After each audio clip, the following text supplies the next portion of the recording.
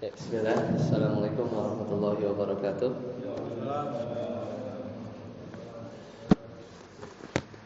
Alhamdulillah dan katsiran tayyiban mubarakan fi kama yuhibbu rabbuna wa yarda. Asyhadu an la ilaha illallah wahdahu la syarika lah wa asyhadu anna Muhammadan abduhu wa rasuluh. Allahumma shalli ala Muhammad wa ala ali Muhammad. Alhamdulillahilladzi bi ni'matihi tatimmus shalihat. Langsung saja kita kembali bersyukur kepada Allah Subhanahu wa taala masih bisa dipertemukan kembali di malam hari ini. Kita masuk di pertemuan yang ke-6. Terakhir kita pertemuan yang kelima masih membahas tentang seputar iman kepada hari akhir, yaitu sampai kemarin urutan kejadian ya. Urutan kejadian sampai hari kiamat akhirnya dibangkitkan tanggal 9 Januari yang lalu. Nah sekarang tanggal 1 Sya'ban ya sekarang ya. Jadi bentar lagi Ramadan ya. Mudah-mudahan kekejar. Jadi tinggal 2 lagi. Jadi seperti biasa pertemuannya sampai 8 kali. Sekarang masuk ke 6. Kita lanjut sekarang membahas setelah manusia itu dibangkitkan, maka mereka dikumpulkan di padang mahsyar. Maka di malam hari ini kita akan coba kaji ya urutan selanjutnya dari padang mahsyar sampai nanti kita tutup berkaitan dengan surga dan neraka. Ya, adapun di 2 pertemuan terakhir nanti itu kita sisakan 2 pertemuan untuk membahas tentang takdir, ya, tentang takdir. Nah, pada mahsyar itu al-hasyar itu artinya berkumpul. Jadi al-hasyar itu ada 4. Di dunia ada 2, di akhirat ada 2. Ya. Yang di dunia itu 1 udah terjadi. Itu sebagaimana firman Allah Ta'ala di surat Al-Hasyr. Itu cerita tentang Bani Nadir. Kajian kita sirah yang lalu ya, 16 pertemuan yang lalu. Itu Bani Nadir sempat diusir ya, dikumpulkan, digiring keluar kota Madinah ya, di kajian sirah kita yang lalu. Akhirnya mereka terusir di Khaybar. Itu Allah sebut dengan Al-Hasyr. Kemudian yang di dunia yang belum kejadian adalah al-hasyr sebelum hari kiamat. Kita udah bahas di pertemuan yang ke-4 atau 5 yang lalu bahwa nanti akan ada api yang menggiring manusia di akhir zaman ya di satu tempat yang apinya itu muncul dari sisi arah Yaman. Nah, tapi yang mau kita bahas mahsyar atau al-hasyr ini adalah yang 2 yang di akhirat. Yaitu yang pertama adalah bahwasanya al-hasyr itu nanti manusia dikumpulkan di padang mahsyar, itu yang mau kita bahas. Yang satu lagi adalah al-hasyr di mana manusia itu dikumpulkan juga, satu kelompok di surga, satu kelompok di neraka. Nanti itu pembahasannya di bab surga dan neraka. Ya, jadi al-hasyr itu adalah ada 4 ya, jadi 2 di dunia, 2 di akhirat, dinamakan al-hasyr.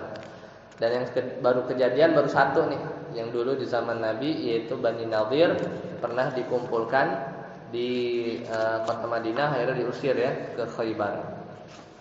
Nah, nanti siapa saja yang akan dikumpulkan? Bagaimana kita tahu bahwasannya semua yang ketika di dunia mukallaf, yaitu terkena beban syariat.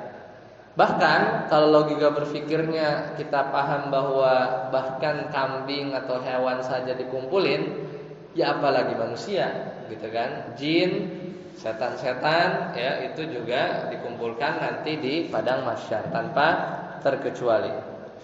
Nah bedanya, memang para ulama itu ada silang pendapat, apakah hewan itu dikumpulkan atau tidak. Tapi yang rajih adalah hewan-hewan juga dikumpulkan di padang mahsyar nanti untuk ditegakkan kisos.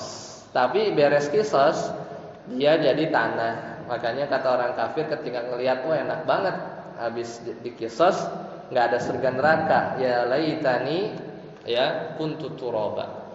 Seandainya aja aku jadi tanah ya, surat An-Naba ya. Ya laitani kuntu turaba.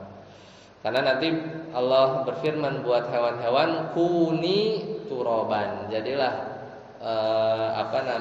kamu itu tanah. Jadi melihat ini orang kafir pengen ya, orang kafir pengen. Nah, kemudian sifat mahsyar ini gimana? Pertama, silang pendapat mahsyar itu apakah bumi yang sekarang dimodifikasi dengan caranya Allah menghancurkan dengan kiamat, isi bumi dikeluarkan, kemudian gunung berterbangan sehingga nanti sifat padang mahsyar itu datar ya. Jadi wa idzal ardu muddat ya, kemudian bumi itu dibikin datar. Nanti memang di padang mahsyar. Pendapat yang kedua, buminya sesuatu yang beda ya, sesuatu yang beda. Jadi ikhtilaf sebagaimana Allah Taala berfirman yauma tubaddalul ardu ghairal ardi. Nanti bumi itu akan diganti dengan bumi yang lain. Was samawati wa barazu lillahil wahidil qahar. Nah, ketika bumi diganti itu apakah maksudnya diganti dimodifikasi ya? Yang tadi bumi ini bulat ya menurut ijma. Kemudian nanti datar, kita nggak tahu caranya gimana. Pokoknya setelah kiamat semua berubah. Atau memang Allah datangkan ya bumi yang lain atau al-ard yang lain yang di situ nanti manusia dikumpulkan. Jadi memang ada dua pendapat. Tapi yang paling kuat adalah tetap bumi yang lama ya, tetap bumi yang lama, cuman Allah ubah bumi tersebut sehingga datar. Karena di surat Al-Insyiqaq Allah Taala berfirman, wa idzal ardu muddat.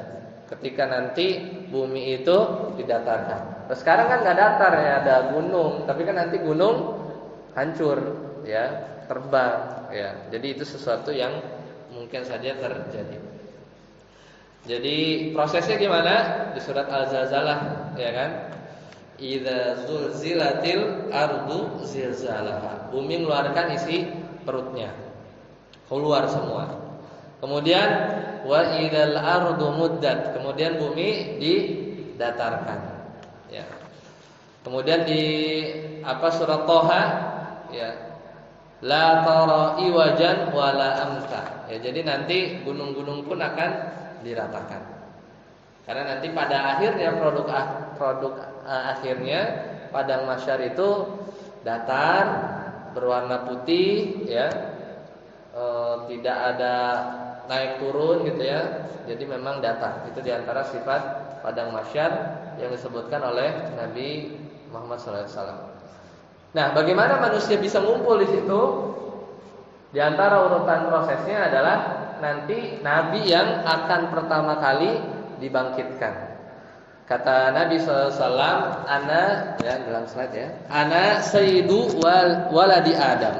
Aku adalah pemimpin Bani Adam yaumal qiyamah, di hari kiamat. Jadi kalau ngomong hari kiamat itu mulai dari ininya ya, mulai dari hancurnya sampai ke belakang, sampai nanti masuk surga neraka itu adalah rangkaian hari kiamat namanya. Nanti ada hisab, ada mizan dan seterusnya, itu masih disebut hari kiamat.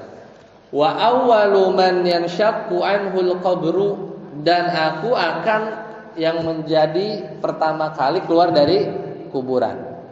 Ya, pemimpin keluar duluan.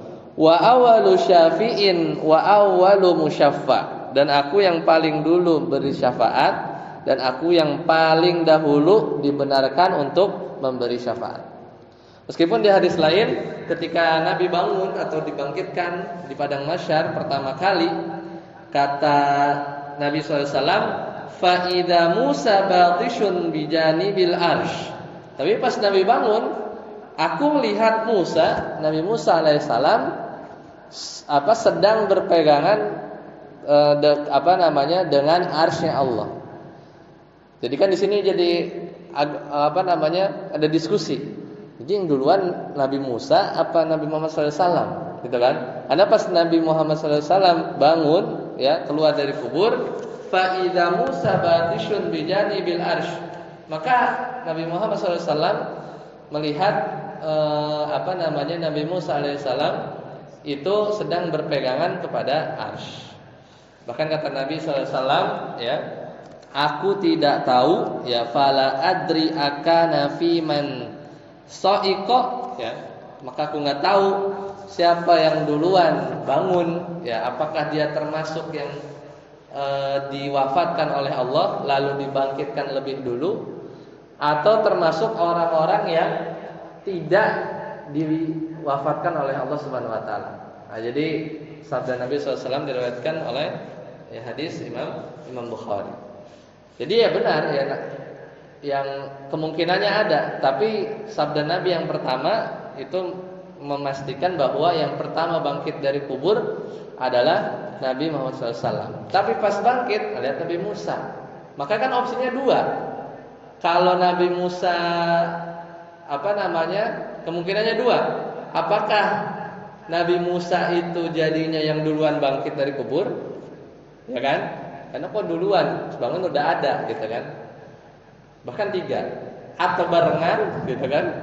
Ya, bangkit, tapi pas kelihat duluan siapa nggak tahu. Atau jangan-jangan, makanya ada opsi ketiga. Atau jangan-jangan Nabi Musa yang termasuk yang tidak atau dikecualikan, tidak dimatikan, diwafatkan. Kalau opsi yang ketiga ini tidak menafikan bahwa Nabi Muhammad SAW adalah yang pertama bangkit dari kubur, gitu kan? Ya enggak? Kalau memang opsi tiga ini yang benar, wallahu a'lam bishawab. Ini diantara rincian yang kadang kita suka temukan dalam pembahasan keimanan. Tapi sikap kita adalah, yaitu memang ada perbedaan pendapat di sebagian furu akidah, ya, di sebagian furu akidah. Karena mau duluan mau siapa, mau yang duluan mau siapa yang belakangan, ya, itu secara usul pokok keimanan kita tidak berubah, ya. Intinya ya Nabi Muhammad SAW yang nanti ujung-ujungnya yang akan memberikan syafaatul uzma. Ini cuman duluan mana gitu ya, duluan mana. Cuman memang isyarat hadis yang awal itu lebih clear bahwasanya kata Nabi SAW, aku adalah pemimpin umat atau Bani Adam. Ya udah, ini tinggal. Dan bahkan kata Nabi, wa awwalu ma yanshaqqu anhul qabr, lebih dulu keluar dari kubur. Kemudian kondisi yang lain itu tadi kan Nabi Muhammad SAW duluan. Kemudian kondisi yang lain adalah nanti manusia itu telanjang, ya, tidak berpakaian, kemudian belum disunat, tidak beralas kaki, dan nggak ada yang dibawa, Semua itu mengkhawatirkan keadaannya masing-masing.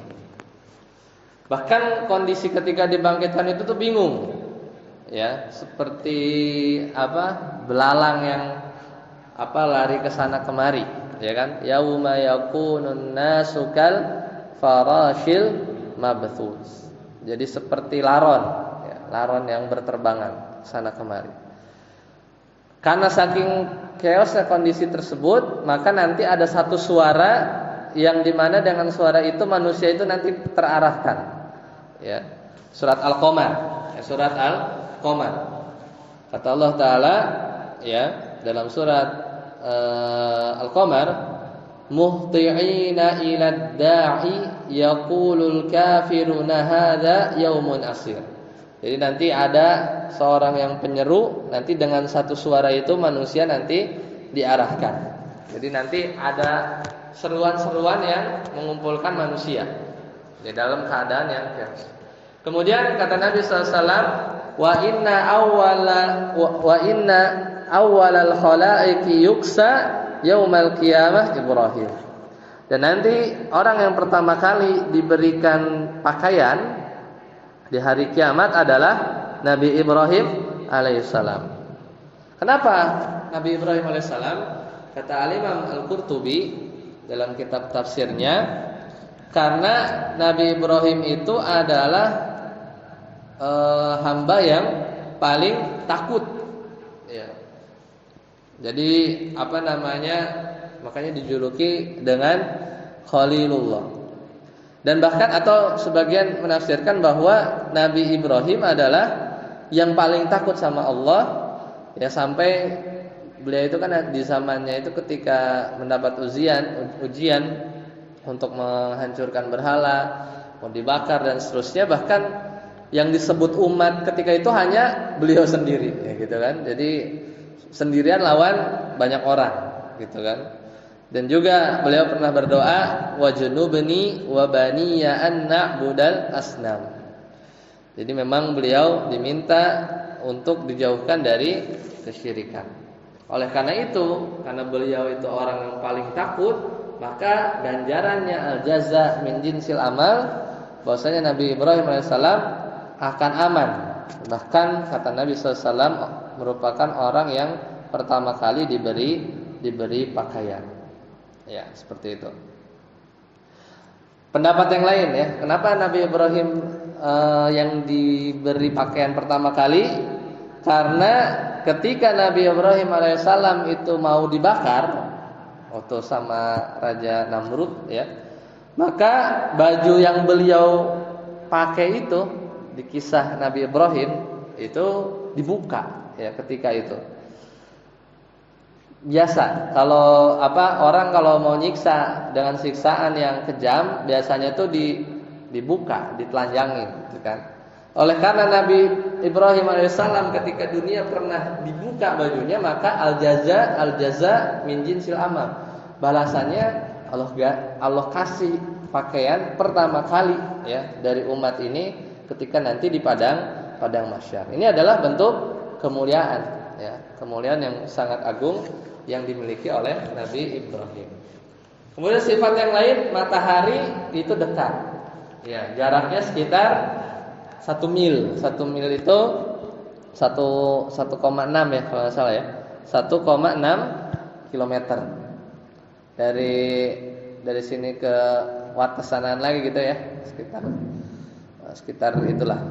Soalnya kalau hanya pulang tuh, ya, dari Wates itu sampai rumah tuh 3 kilo 9 menit, ya. 3 kilo, ya, sampai pertigaan Abdul Wahab itu, ya. Jadi dekat sekali, ya, dekat sekali. Yang ini mungkin yang paling sering kita kenal, ya, di padang mahsyar itu matahari didekatkan. Nah, kondisinya tentunya tergantung. Kalau orang kafir, maka mereka dibangkitkan. Jadi ciri khas orang kafir itu ketika dibangkitkan itu wajah-wajah mereka itu takut. Bahkan nanti dalam menggiringnya saja mereka berjalan di atas wajah-wajah mereka, gitu kan. Kemudian yang kedua, mereka dalam kondisi apa? Buta, tuli, bisu, summun bukmun umyun. Ya. Jadi kenapa sama? Jadi konsepnya itu tetap al-jaza min jinsil amal. Ketika mereka di dunia gak mau dengar, gak mau melihat kebenaran, maka nanti dicabut. Bahkan di surat Al-Mulk, orang-orang yang di dunianya itu gak sholat, ketika nanti di hari kiamat itu gak bisa ruku dan sujud. Padahal dia pengen, gitu kan. Kan lebih sakit, ya, ketika dia tuh dulu bisa, terus pas disuruh waktunya gak bisa, gitu. Sama kayak pertanyaan kubur waktu itu. Ketika dulu dia pernah tahu, giliran ditanya ujian nggak bisa jawab, kan lebih sakit daripada yang emang kagak belajar, gitu. Jadi nggak pernah belajar, nggak tahu, ya udah. Tapi pernah belajar, gitu kan. Pernah tahu, tapi pas waktunya dibutuhkan tidak ingat, ya. Allah tidak bikin ingat. Jadi wajah hitam, penuh debu, mata terbelalak, mata membiru, ya. Jantung, ya, sampai naik ke leher. Surat Ibrahim. Muhtiina muqni'i ru'usihim la yartaddu ilaihim tarfuhum wa afidatuhum hawa. Jadi jantungnya itu sampai ke atas leher. Jadi saking kosong. Jadi wa afidatuhum hawa. Jantungnya itu hawa. Hawa itu kosong. Nah, kalau kosong kemana? Ke atas, ya. Jadi saking takutnya, ya, saking menyesaknya yang mereka rasakan.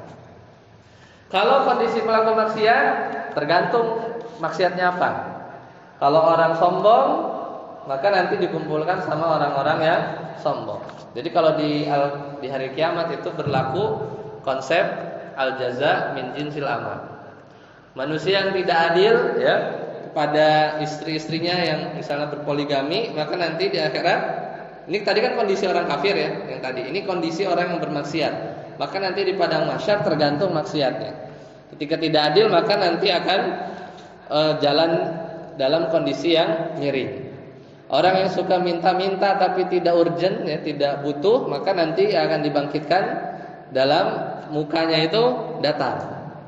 Ya, apa mukanya itu nggak ada, ya mukanya itu tidak ada.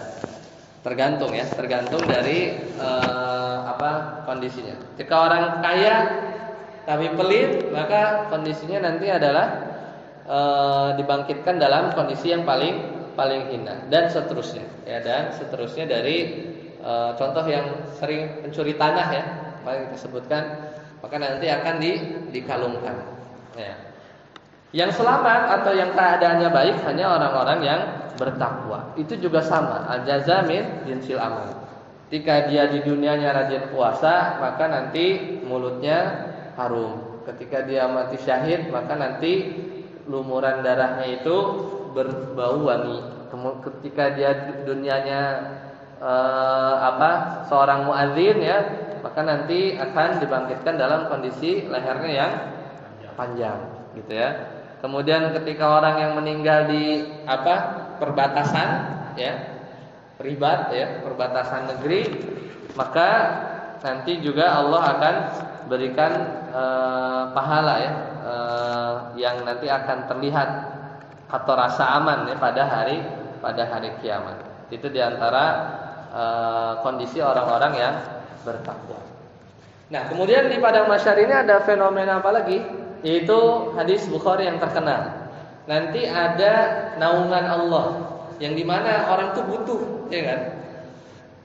Karena matahari itu sangat dekat, maka perlu tempat berteduh. Dan ini bukan hanya di hadis Imam Bukhari itu yang terkenal ada 7 orang yang dinaungi. Ya. Cuman penyebutan 7 ini kata para ahli hadis ya dalam tafsir mereka bukan pembatasan, karena memang banyak ya di antara amalan-amalan yang mendatangkan naungan.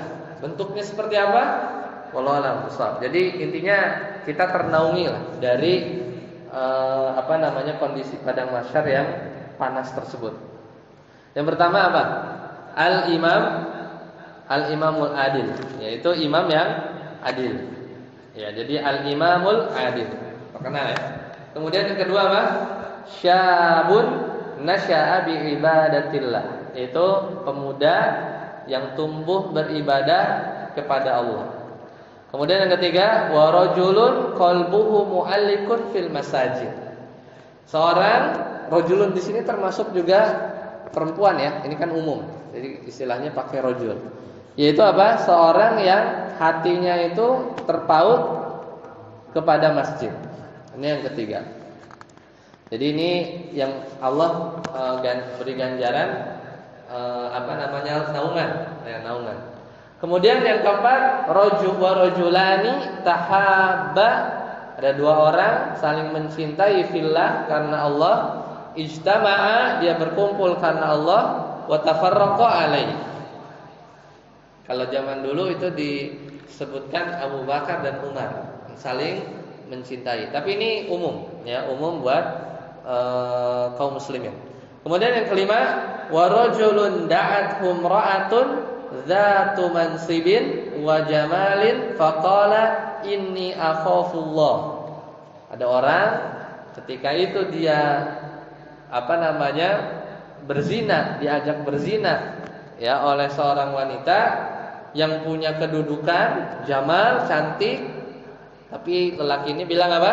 Inni akhafullah. Jadi dia meninggalkan sesuatu karena Allah. Ganjarannya dapat naungan dari Allah Subhanahu wa taala. Kemudian yang keenam, wa rajulun tasaddaqa bi shadaqatin fa akhfaha, seorang yang bersedekah.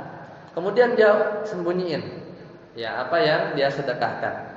Hatta la ta'lama shimaluhu, sampai tangan kirinya tidak tahu ma tanfiqu yaminuhu, apa yang diinfakkan oleh tangan kanannya. Ini kiasan. Jadi seorang yang menyembunyikan sedekahnya. Bahkan para ulama memberikan contoh itu ketika seorang suami dia punya sedekah yang tidak masuk radar istrinya. Jadi saking sembunyinya, ya, saking tidak pernah ketahuan. Itu salah satu contoh. Jadi ada amalan yang ternyata dia sering bersedekah, ya, tanpa ketahuan Menteri Keuangan di rumah, ya.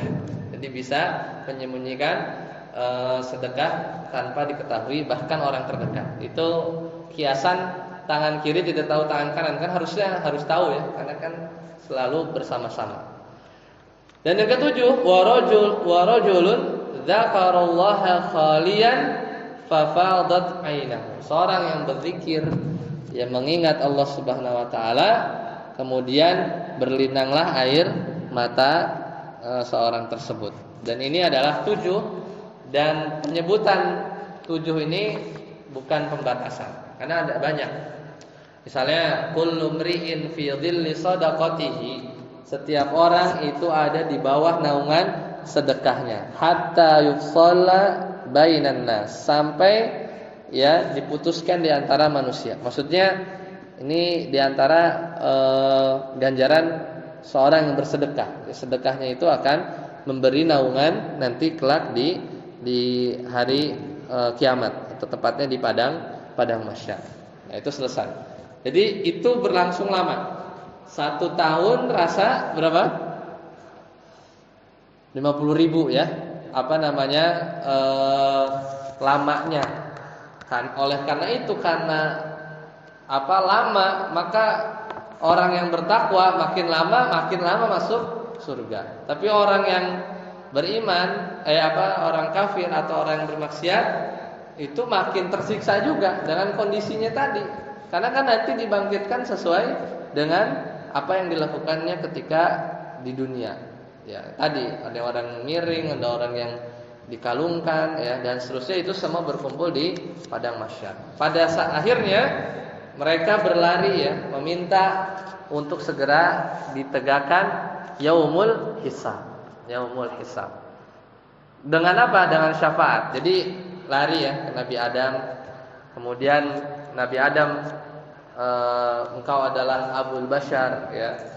Bisa enggak berikan syafaat, ya, supaya segera ditegakkan. Tapi Nabi Adam enggak bisa, karena merasa punya dosa yang sudah Nabi Adam tobat, yaitu adalah memakan, ya, buah yang dilarang. Kemudian enggak bisa pindah ke nabi yang lain, ya, Nabi Nuh, ya. Wahai Nabi Nuh, ya, engkau rasul pertama. Kalau tadi Nabi Adam itu nabi pertama, dan Allah sebut Nabi Nuh itu abdan syakura. Tapi juga lagi-lagi Nabi Nuh enggak mau, ya, karena merasa punya dosa yang Nabi Nuh sudah taubat, bahwasanya beliau pernah, ya, berdoa dengan doa yang akhirnya menenggelamkan bumi semuanya. Kan nyesel, ya. Pernah doa begitu soalnya. Ya udah, akhirnya dikabul kan doanya. Kemudian geser lagi, minta ke Nabi Ibrahim, ya, engkau adalah Nabi Allah, kemudian Khalilullah, bahkan engkau yang dipakaikan baju pertama kali di padang mahsyar. Tapi akhirnya Nabi Ibrahim juga enggak bisa. Kenapa? Karena beliau pernah berdosa, tapi sebenarnya enggak dosa. Ya, ya, ada 3, ya. Ada 3 yang 3 dusta yang kalau diteliti semua ini juga berdusta karena Allah. Ya, makanya ya bukan maksiat gitu maksudnya, tapi Nabi Ibrahim tidak bisa, ya. Di antara kedustaannya bukan takiyahnya, bahwasanya ketika Nabi Ibrahim diajak untuk menghadiri perayaan yang dilakukan oleh kaumnya, tentunya perayaan kesyirikan. Kemudian dia bilang, "Ana marid, aku sakit." Ya, lalu ketika beliau dituduh, ya kenapa sakit? Maksudnya sakit ini ngelihat apa? Ini semua kaumnya berbuat syirik itu sakit, bukan sakit ini, makanya dia nggak mau gitu kan. Kemudian yang kedua, ketika beliau dituduh ya menghancurkan berhala-berhala, maka beliau berkata, justru yang lakukan adalah berhala yang paling gede. Tanya aja itu berhala yang gede, kenapa yang lain pada hancur gitu kan. Itu juga sebenarnya berdusta dalam untuk apa? Membantah logika mereka bahwa ini kagak bisa ngomong gitu. Dan gak mungkin juga kok batu bisa ngancurin kan. Berarti kan dan juga kok Tuhan bisa hancur gitu kan. Itu banyak argumen-argumen yang diruntuhkan dengan jawaban Nabi Ibrahim tersebut. Tanya aja kepada berhala yang paling besar. Itu isyarat bahwa ya kalau memang itu Tuhan, mereka yang kecil-kecil ini terkalahkan. Ya, kemudian yang kedua, dia tahu yang gede ini juga nggak bisa ngomong, nggak bisa dengar. Sedangkan sifat Allah Subhanahu Wa Taala adalah Maha mendengar, Maha berbicara, ya, Maha melihat, ya, dan nggak ada sifat-sifat tersebut bahkan di berhala yang besar. Ini sebenarnya ngejek, gitu ya. Kemudian yang ketiga, ketika beliau membawa istrinya satu daerah yang dijegat, ya, sama satu raja yang suka ngambil istri orang, akhirnya dia bilang, ya, ini adalah, ya, atau hiya, ya, ukhti, dia adalah saudara perempuanku. Maksudnya istri. Kalau ngomong istri langsung diambil, tapi kalau ngomongnya saudara perempuanku tetap diambil juga. Cuman maksudnya saudara seagama, seakidah. Tapi akhirnya diambil, tapi Allah tolong, ya. Dan pokoknya bikin sial itu raja, akhirnya dibalikin lah. Udah nggak usah dibalikan istri Nabi Ibrahim alaihissalam tersebut. Plus budak yang ketika itu akhirnya dinikahi ya oleh Nabi Ibrahim alaihissalam. Nah itu lewat. Nah balik nanya ke Nabi Musa alaihissalam juga sama, karena Nabi Musa juga merasa tidak pantas karena pernah melakukan dosa yang Nabi Musa alaihissalam juga bertobat, yaitu aku pernah membunuh seorang jiwa yang sebenarnya bukan membunuh, tapi karena saking kuatnya Nabi Musa alaihissalam memukul gitu ya, sehingga orang dari sukunya Fir'aun tersebut wafat. Ya.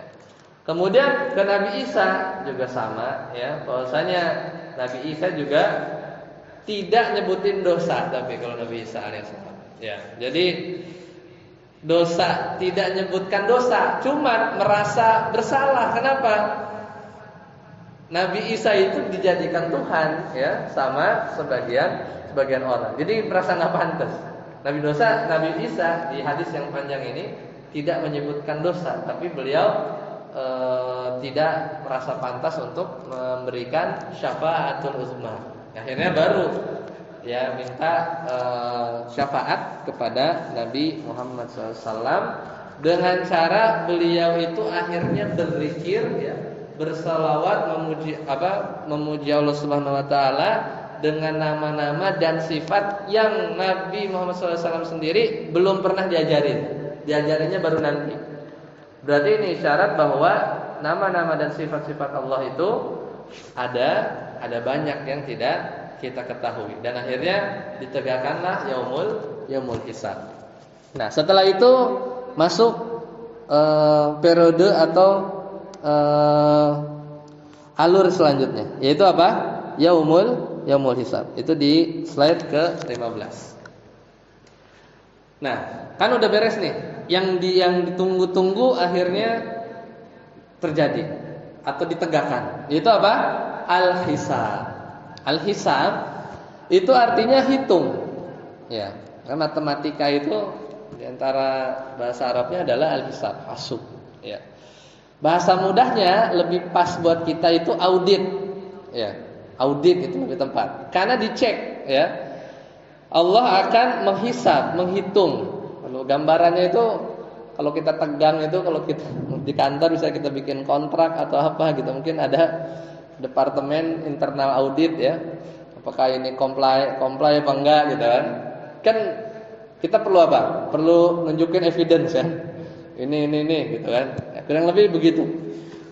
Dan beberapa kaidah yang berkaitan dengan yaumul hisab di slide di halaman 16 yang harus kita pahami adalah innallaha la yadhlimu mithqala dzarrah. Jadi keadilannya sempurna. Karena sesungguhnya Allah Subhanahu wa taala, tenang aja.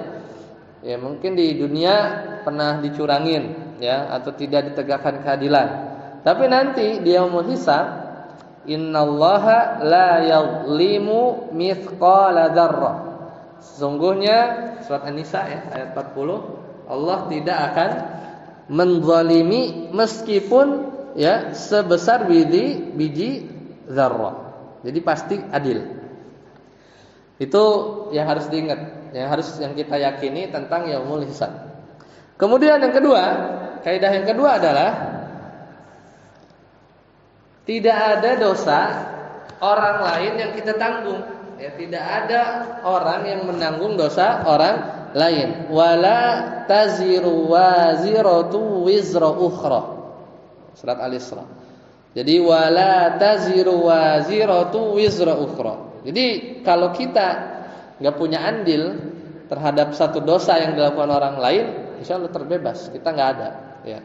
Kecuali kita memang ikut andil dalam akhirnya seorang itu bisa terjerumus dalam dosa, maka itu bisa jadi kita mendapat saham. Tapi kaidahnya keadilannya sempurna, orang itu nggak akan nanggung dosa orang lain, jadi sendiri-sendiri, ya, sendiri-sendiri. Kemudian di yaumul hisab, di antara kaidahnya dan yang pasti terjadi adalah para hamba itu nanti diperintahkan untuk melihat catatan amalan sendiri. Jadi apa? Transparan, ya. Gak ujuk-ujuk tiba-tiba lulus. Nilainya berapa nggak tahu, pokoknya lulus gitu kan. Ya, itu enggak. Cuma nanti caranya beda-beda. Ada yang diperlihatkannya itu dengan cara yang baik atau dengan cara yang tidak enak. Ya, tidak enak. Kemudian selanjutnya dihadiri para saksi, sama kayak pengadilan. Di antara saksi yang akan hadir adalah Allah Subhanahu wa taala sendiri, para malaikat yang udah nyatet kita ya di dunia kiri kanan, ya. Kemudian tangan, kaki, ini kulit ya, kecuali mulut dikunci ya.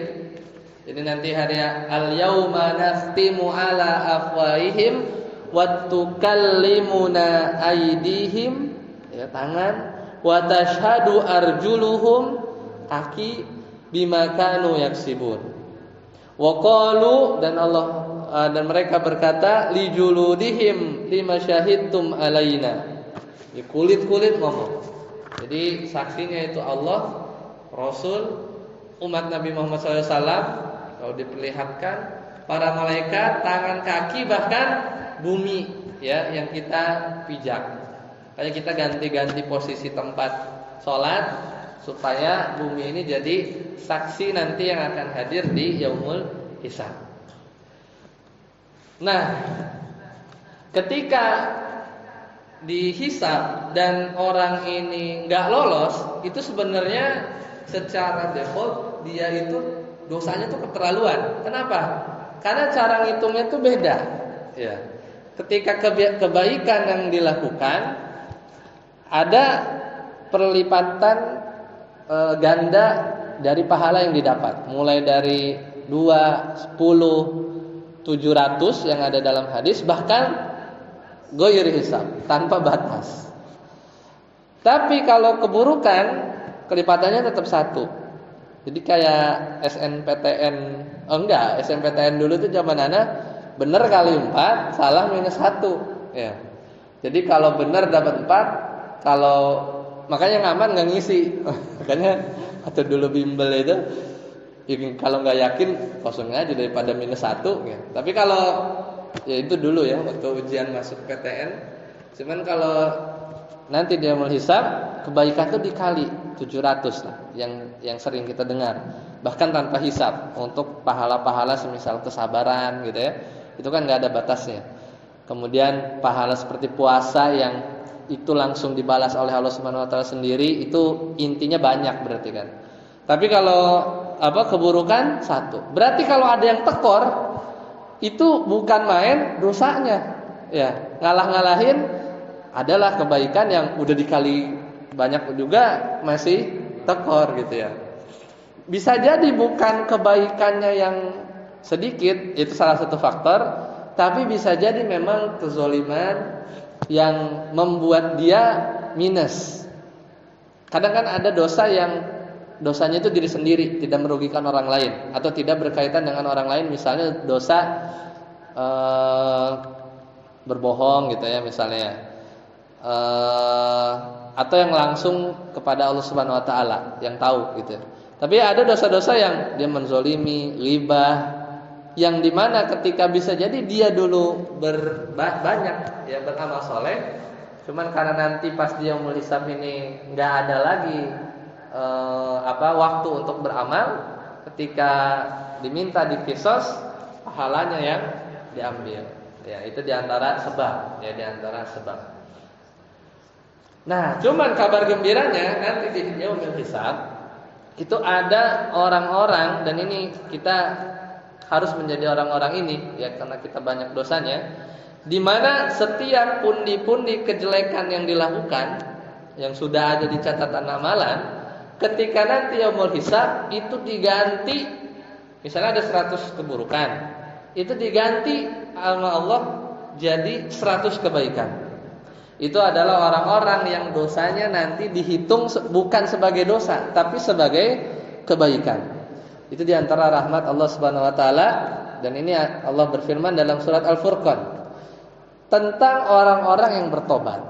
Kata Allah Subhanahu Wa Taala dalam surat Az-Zumar, ya dalam surat Al-Furqan, Allah juga berfirman, illa man taba wa amana wa amila sholihan. Jadi syaratnya dua.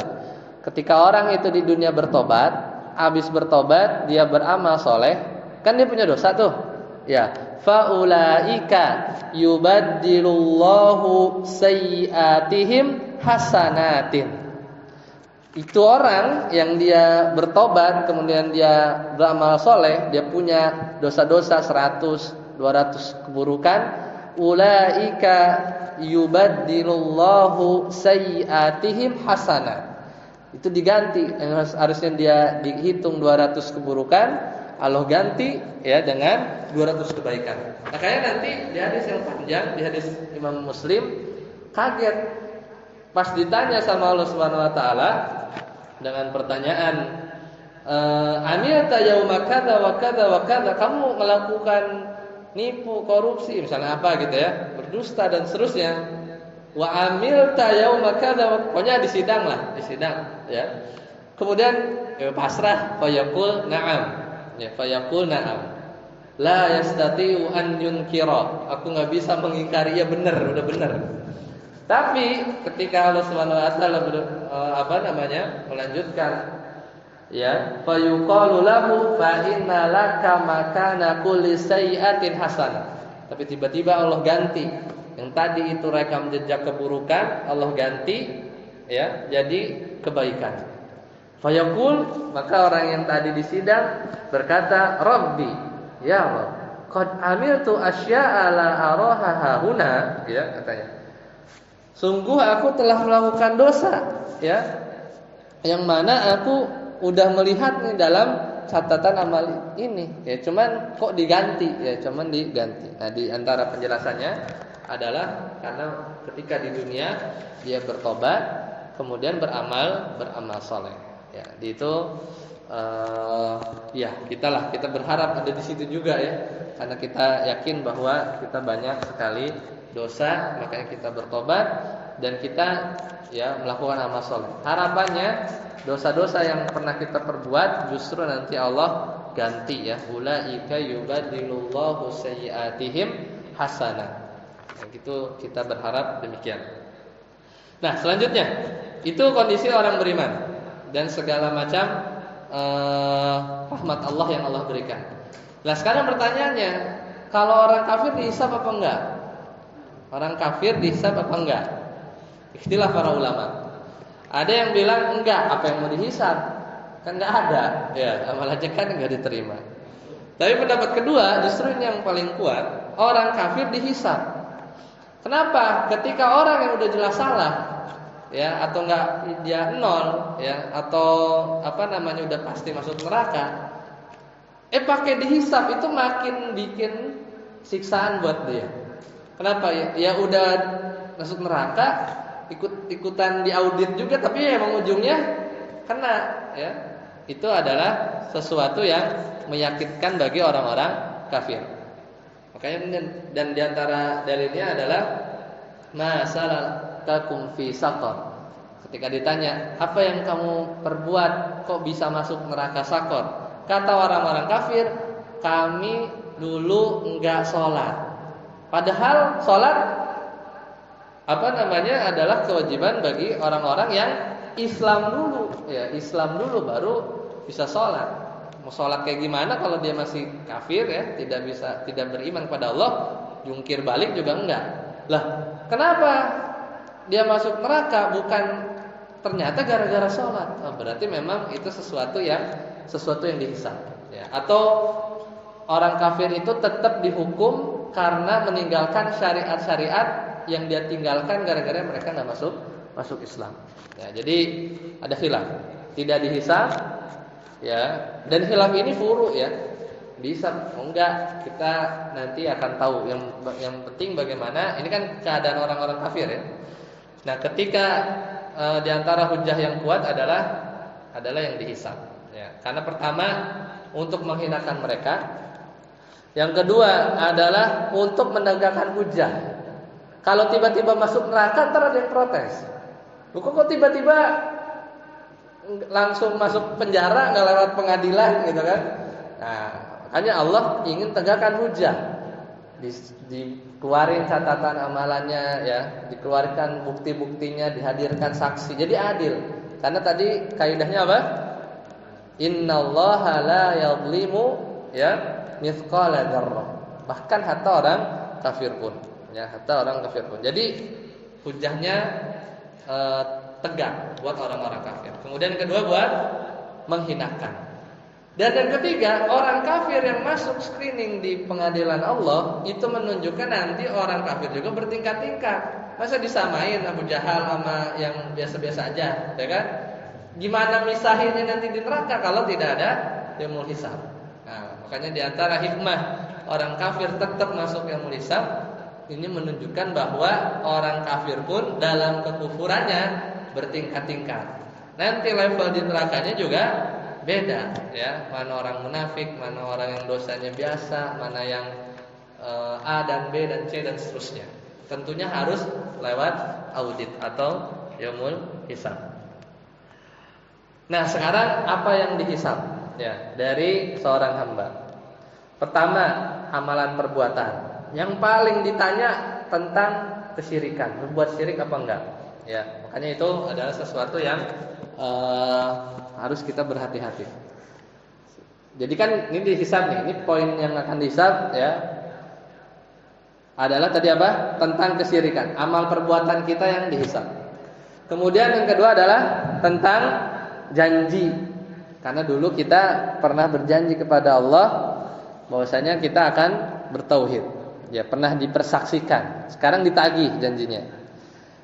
Tadi apa ulang? Tentang kesyirikan. Jadi perbuatan, ya, perbuatan kita termasuk perbuatan adalah pernah berbuat syirik apa enggak. Kemudian yang kedua adalah janji, kita pernah janji, tunaikan apa enggak. Kemudian tentang perbuatan, nih masih perbuatan. Penglihatan kita, pendengaran kita, isyarat hati kita seperti apa. Ya, itu perbuatan. Jadi pas di sidang itu, ya, ada perbuatan. Rinciannya apa? Berbuat syirik apa enggak? Janjinya ditepati apa enggak? Terus perbuatan kita berkaitan dengan penglihatan, pendengaran dan seterusnya. Itu amal perbuatan. Kemudian yang kedua yang akan dihisab adalah ditanya tentang nikmat. Ya. Makanya nikmat ini digunakan untuk apa? Ya, kita pernah dengar hadisnya ya. Atau bahkan nikmatani maghbunun fiha katsirun minan nas, ya fihi ma katsirun minan nas, as-sihhatu wal faragh. Sehat sama waktu luang ditanya. Intinya nikmat. Itu yang kedua. Jadi amal perbuatan nikmat. Satu lagi adalah yang ketiga adalah nikmat ilmu. Jadi kita punya ilmu, diamalkan atau enggak. Yang keempat adalah nikmat tentang harta. Ya.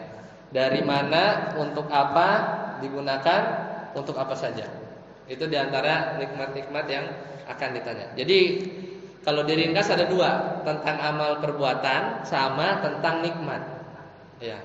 Kan kalau amal perbuatan kita yang gerak, itu yang dihisab. Kalau nikmat kita pasif, dapat kan. Nah, pas dapat itu LPJ-nya gimana? Ya, LPJ gimana? Jadi perbuatan aktif dihisab, ya sesuatu yang pasif ya kita dapat nikmat ya. Waktu, masa muda, ya kemudian harta, ilmu, itu diantara nikmat-nikmat yang akan dihisab. Nah, kalau orang beriman itu nanti hisabnya hisaban yasira. Karena hisab ada dua, yaitu al-ardu, cuman bacain aja. Fulan begini, dah lewat gitu. Enggak diaudit benar-benar. Udah tahu lah gitu ya. Itu namanya al-arad, cepet. Itu yang biasa kita minta, kita doa ya. Allahumma inni as'aluka ya, atau kita berdoa untuk meminta hisab kita hisaban yasira. Itu yang arad, dan pasti lolos kalau model begitu. Ya. Antara ada yang kelewat nggak mungkin, karena kaidahnya apa? Innallaha la yadhlimu mithqala dzarrah. Enggak ada. Dan khawatir yang kita misalnya melihat ada orang yang dipaparkan saja, paparan perbuatannya cepat gitu ya. Itu pasti ya udah, itu pasti selamat. Yang kedua, al-munaqasyah. Munaqasyah itu sering kita temukan kalau kita misalnya interview lah bahasa kitanya. Atau orang mau masuk satu universitas di wawancara, itu namanya munaqasyah. Kalau munaqasyah yang kita dapat itu pasti hisabnya detail. Ya. Bahkan kata Nabi SAW, man nukisha al-hisaba udziba. Ya, alhamdulillah. Jadi siapa orang yang munaqasyah hisabnya detail, mesti ya nanti kena azab gitu ya. Karena detail. Dan itu diantara model hisab. Dan kita ada dua ya simpulannya. Ada yang al-arad, pemaparan ya. Ini khusus orang-orang beriman ya. Dan ada yang bentuknya munaqasyah. Ini adalah untuk orang-orang kafir, orang-orang munafik seperti itu. Nah, setelah dihisab nanti masuk selanjutnya adalah qisas. Qisas balik lagi. Ketika tadi hewan dengan hewan ya, kemudian manusia dengan manusia ya, di antara bentuk qisas itu adalah ketika dulu dia dizolimi karena tidak bisa lagi melawan ya, maka nanti di antara qisasnya manusia itu adalah dengan membayar dengan cara pahala. Kemungkinannya begini, kalau yang satu zolim, yang satu dizolimi, berarti yang dizolimi akan dapat transfer pahala. Tapi bisa aja yang satu zolim, yang satu mukul, yang satu nabok juga, gitu ya. Gimana? Bisa jadi, ya, nanti di qisasnya itu bisa diimpas ya, impas. Dia tidak saling ya menukar, karena kan satu zolimnya setara, kedua-duanya sama. Tapi kalau yang satu zolim, yang satunya zolim, tapi yang satu zolimnya lebih besar, nah bisa jadi yang lebih besar ini dia mentransfer pahala ke orang yang dizolimi yang lebih ringan. Jadi intinya keadilan itu akan tegak. Itu diantara qisas ya, setelah hisab. Karena kan setelah hisab maka sudah jelas kan, mana yang harus dibayar. Nah, selanjutnya adalah mizan. Mizan itu step selanjutnya. Mizan itu artinya timbangan. Gambar, bahkan visualisasinya kata Nabi SAW, seperti lambang pengadilan itu ada dua, ada punya daun timbangan. Dan mizan ini adalah makhluk. Dan mizan ini adalah nyata, hakiki. Tidak sebagaimana keyakinan sebagian kelompok ya dalam hasanah keislaman, yang diantara misalnya Mu'tazilah menyebutkan mizan itu tidak real atau abstrak. Alias mizan itu adalah simbol keadilan Allah, tapi tidak. Ahlussunnah wal Jamaah itu menyatakan bahwa mizan itu adalah sesuatu yang hakiki, bukan kiasan atau majas. Jadi memang ada daun timbangannya. Ya, ada daun timbangannya. Bantahannya gimana? Pertama udah ijma, para ulama udah ijma bahwa mizan itu ada. Kemudian dalil-dalil banyak, ya. Misalnya zikir, ya. Subhanallah, alhamdulillah, wala ilaha illallah, wallahu akbar, tamlaul mizan. Itu akan menuhin mizan. Kan diantara subhat mereka adalah gimana sesuatu yang abstrak bisa ditimbang? Itu logikanya. Ya gampang, banyak sesuatu yang abstrak sama Allah nanti di hari kiamat dijadikan sesuatu yang nyata. Misalnya kematian, itu nanti dibikin jadi kambing kemudian disembelih. Berarti nanti di akhirat kagak ada kematian lagi, ya, abadi, ya. Kemudian nanti di alam barzah amalan soleh kan abstrak tuh. Nanti akan datang jadi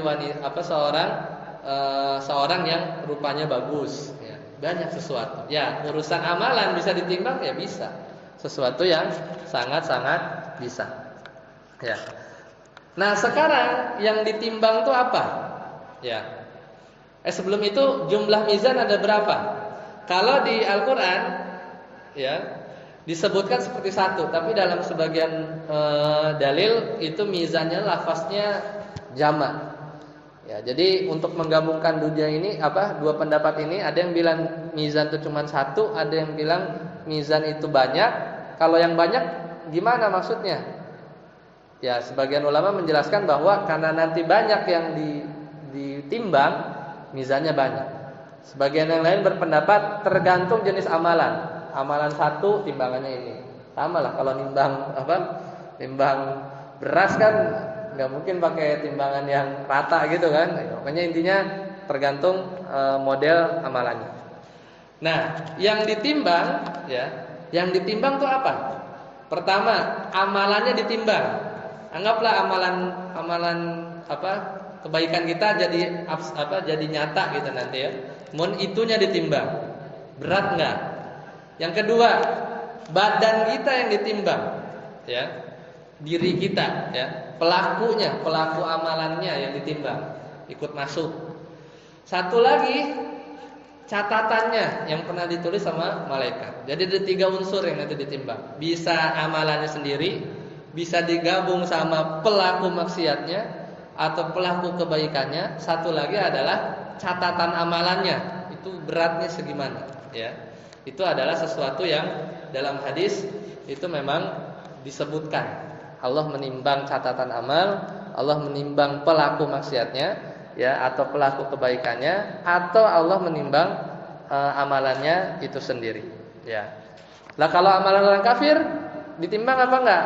Balik lagi tadi yang awal, dihisab apa enggak? Nah, kalau kita menguatkan pendapat orang kafir dihisab, ditimbang, tapi langsung timbangannya berat sebelah gitu kan, langsung kelihatan hasilnya. Ya, jadi seperti itu. Itu diantara mizan. Kesimpulannya, ketika timbangannya lebih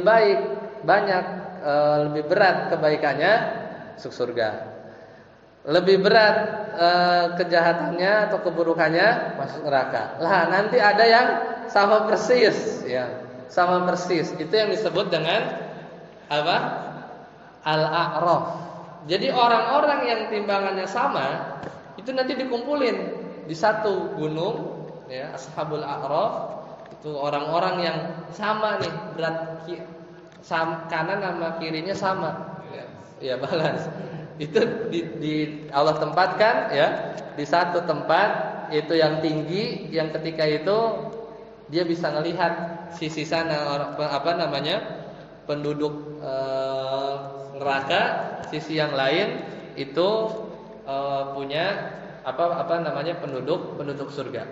Itu namanya ashabul a'raf. Dan keadaannya nanti ya tergantung bagaimana rahmat Allah ya lebih dominan ya. Apakah nanti dia akan berat di sisi kebaikan atau lebih berat di sisi keburukan. Nah, setelah ditimbang satu step lagi, yaitu akan masuk yang namanya sirat. Ya, sirat ini adalah jembatan di atas neraka. Ya, lihat di halaman ya setelah syafaat.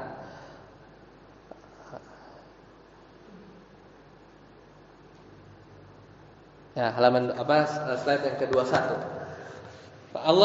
Nabi Muhammad SAW sering berdoa ya ketika meminta agar ketika di sirat ya Allah Subhanahu wa taala meminta umat mereka untuk berdoa, yaitu apa? Allahumma sallim sallim. Ya Allah, selamatkanlah. Karena nanti ketika digiring ya menuju sirat, kondisi orang-orang kan di atas neraka ya. Sirat itu posisinya itu ada di atas neraka.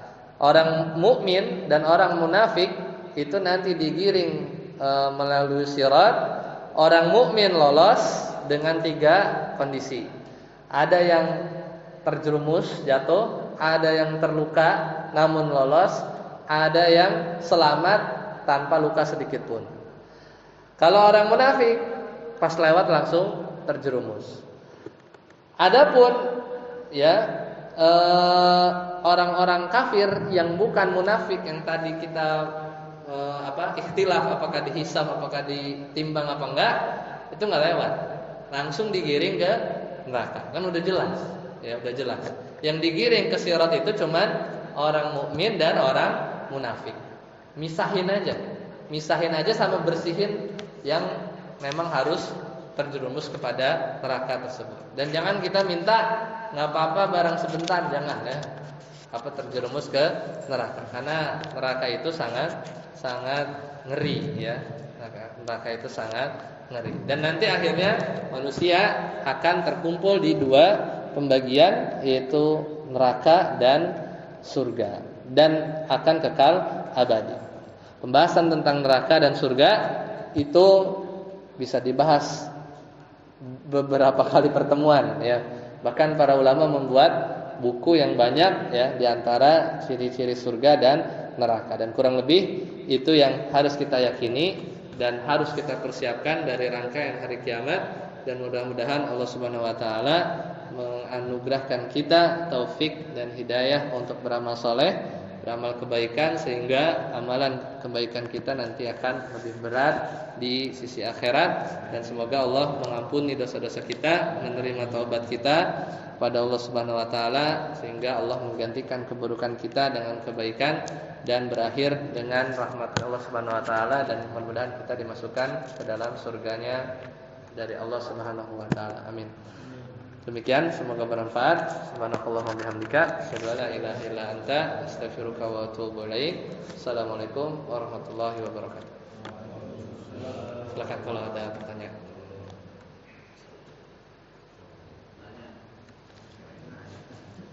Ya, silakan.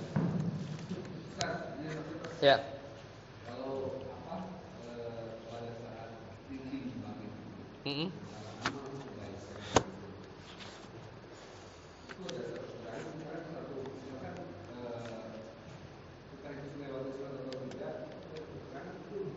Dosanya dibakar itu masukkan ke neraka baru nanti masuk surga dengan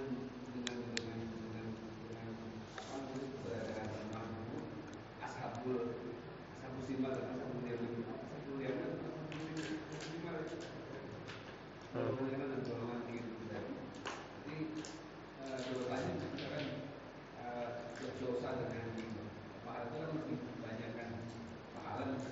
Ini timbangan untuk dimasukkan ke neraka.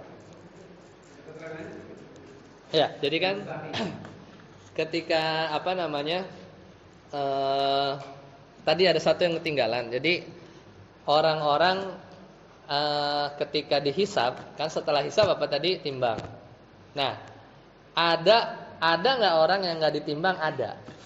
Jadi ada nggak orang yang nggak ditimbang? Nah, ini adalah orang-orang yang kalau nggak ditimbang kan ada orang-orang yang tidak dihisab kan? Yang 70.000 orang itu, yang akhirnya 70.000 itu akan bawa lagi 70.000 ya, jadi 4,9 M ya. Itu yang nanti hisabnya tuh lancar gitu ya. Itu yang VVIP lah gitu kan. Enggak dilewat, enggak hisab juga, enggak. Kalau enggak hisab berarti tidak juga tidak juga ditimbang. Nah, orang-orang yang enggak ditimbang itu ada dua. Itu orang mukmin yang masuk surga tanpa hisab, sama satu lagi orang-orang kafir yang masuk neraka tanpa hisab. Itu enggak lewat timbangan. Nah, berarti yang masuk ke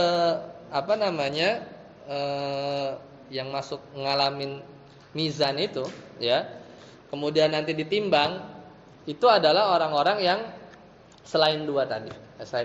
Maka ketika dimasuk di mizan tadi, kemungkinannya masih ada, kemungkinan masuk nerakanya masih ada.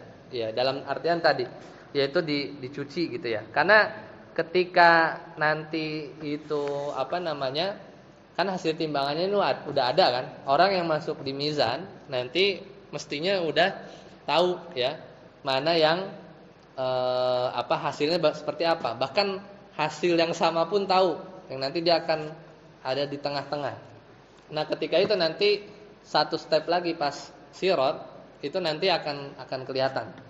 Ya, akan kelihatan memperjelas sebenarnya hasil dari mizan tadi. Ketika orang-orang yang memang bisa jadi keburukannya itu lebih besar sedikit, tapi di surga belum masuk cut off gitu kan? Ya, itu bisa jadi udziba. Ya, itu orang-orang yang dari kalangan orang beriman yang bisa jadi bermaksiat lah. Kan nanti di sirat pun akan terjatuh juga gitu ya, akan terjatuh juga.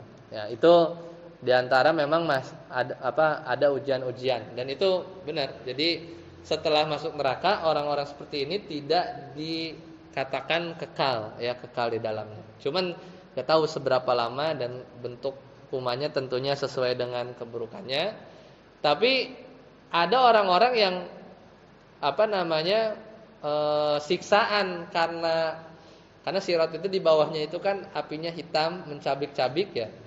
Luka-luka yang didapatinya itu adalah cukup untuk menebus ya dosa yang ada. Makanya nanti ketika masuk surga udah lupa tuh rasa-rasa itu. Bahkan orang yang pernah masuk neraka ketika diangkat masuk surga tuh lupa neraka itu kayak gimana karena saking penuh kenikmatannya di sisi surga.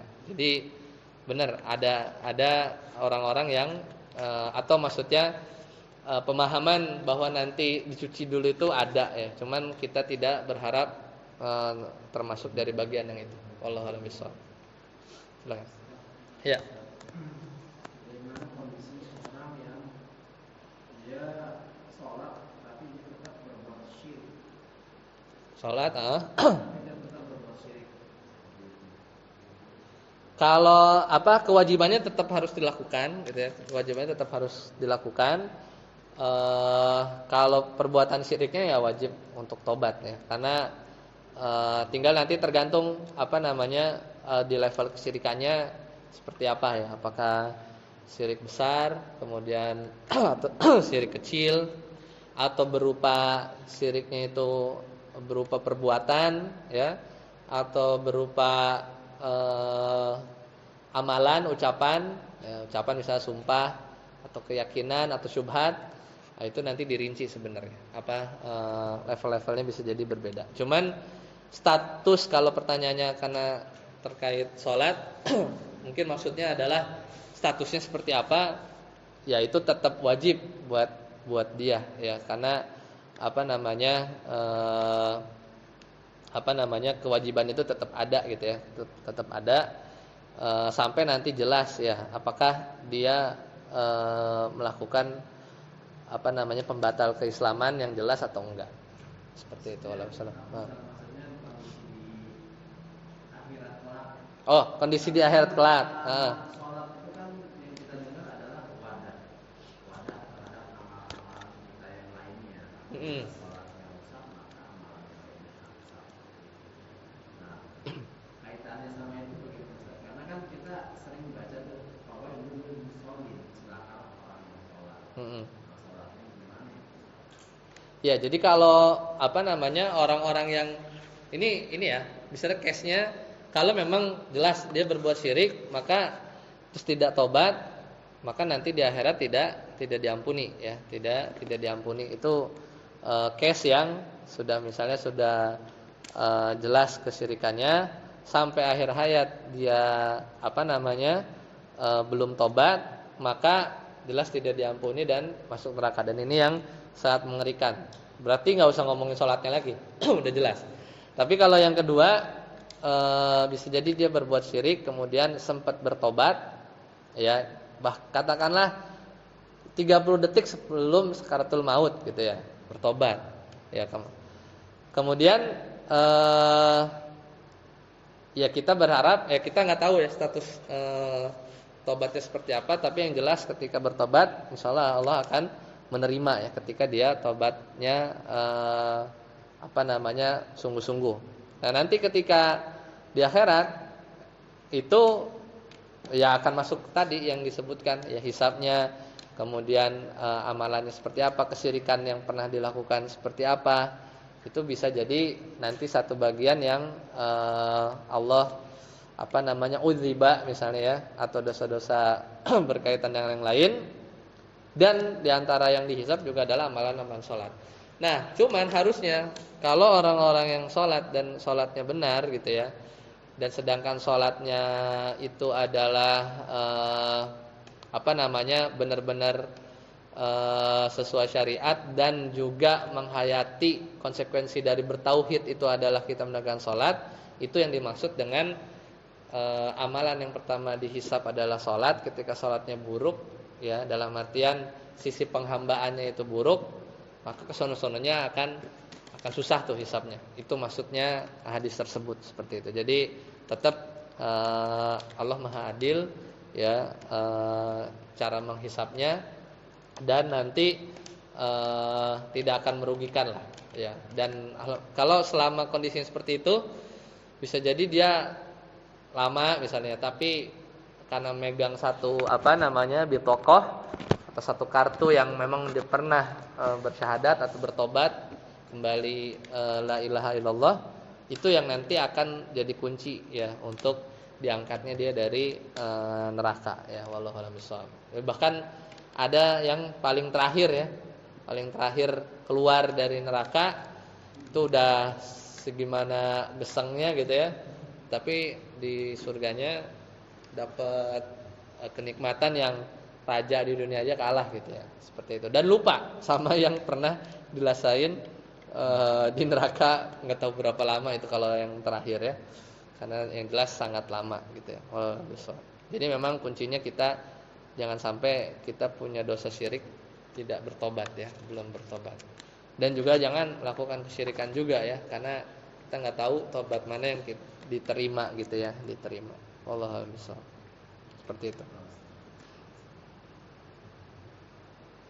Ada lagi?